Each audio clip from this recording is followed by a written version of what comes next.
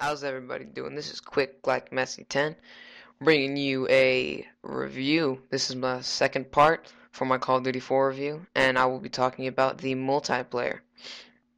For the multiplayer, there were some extremely good things, and then there were some things that were just downright awful. I will start with the good things, obviously, as I did with the campaign. By the way, the gameplay is the M40A3, my favorite sniper rifle, with claymores, as you saw there, sniping, stopping power, and iron lungs. This is on the map Crossfire, and I'm just gonna tell you now, I go 13-9, and our team does win. But there's a fail right there. That's embarrassing. But to the review. Now, the first thing that I think about when I think of Call of Duty 4 is innovation or new things. Call of Duty 4 did so many new things with their multiplayer. Not only the campaign, but the multiplayer. They added perks, and which included the first perk, which was equipment. So they added claymores, C4, more grenades, more special grenades, what have you. Great, great, great customization with your perks. Not only that, they added new attachments. Silencer, red dot, ACOG, and they added the grenade launcher. But they did balance it. If you had a grenade launcher or a grip, your first perk was eliminated. You didn't have it. You didn't have a first perk. That was your first perk.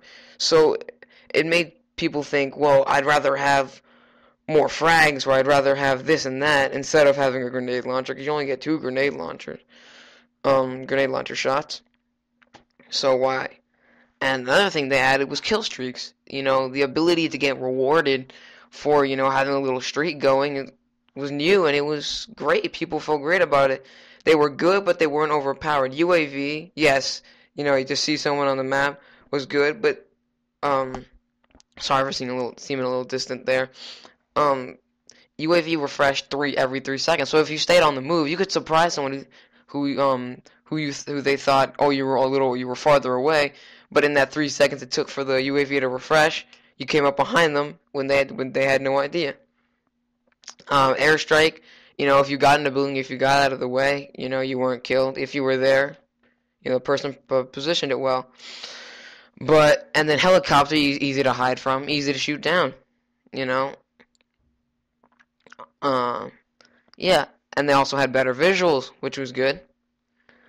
Another great thing they did with it was the weapons. They not only balanced the weapons, but the early weapons you got were very good. The MP5, Scorpion, M16 to name a few, or the M40A3, which I have in my hands in the game right now, were some of the best weapons in the game. And the reason people fell in love with them was because, they were early weapons and people got them very early.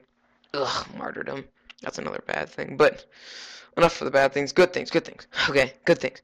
The maps were just phenomenal. Not only were they, good maps, a good balance of long range, short range, or, you could do whatever you wanted on each map. This is the map Crossfire, by the way, if you didn't hear earlier. And not only that, but Shipment was one of the best 1v1 maps I've ever seen. It wasn't great for public matches, but when you went into a 1v1 match, it was great.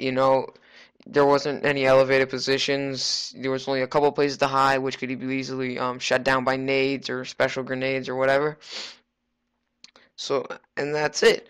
And also the maps were based on the campaign very well. Specifically, this map Crossfire comes to mind first, actually, because Crossfire, there's a mission in the campaign, I can't remember which, that looks exactly like this this map. The bus on the street, this whole street looks exactly the same. Guaranteed, if you play the campaign, you'll think, hey, that's Crossfire, because it looks the same. However, there were some bad things. There were some overpowered or overused weapons and perks. Frag times 3 was used a lot.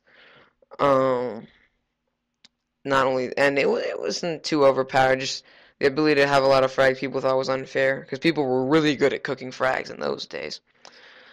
And the M16 with red dot, and same as Juggernaut, were a bit overpowered, Not because, their abilities were stronger than everything else, but because you got them so early. The M16 was the first assault rifle, I believe, in the game that you had, and people fell in love with it because it kills in one burst. You put a red dot on it, and you automatically kill somebody. People like the idea of that. Maybe if they would have hang back and waited for other weapons, they would have thought differently of those, but who knows? Uh, Juggernaut again, a little bit overused, but mostly because it canceled a lot of things. Canceled out stopping power, and I believe it canceled out sonic boom. Uh, and another thing about weapons that there were a lot of underpowered or weapons that were, people didn't like the Scorpion or the Mini Uzi, that were just too different, or people didn't like the style of them. I liked the Mini Uzi, but most people didn't. And, that's their thing. It's a little underpowered weapon. Some of the assault rifles like the G3, people didn't like. Um, People never liked the G3. I didn't really either, even though I love semi-automatic weapons. Um, and there wasn't enough weapon variety. Like a lot of for the SMG, it was either a low fire rate, mid recoil, or high fire rate, high recoil, and both of them were mid damage or high damage or whatever they had. So there wasn't really enough weapon variety. Anyways, that's it. I will give this game and the multiplayer a 9.5 out of 10 for being so fun, and I'll see you next time. Peace.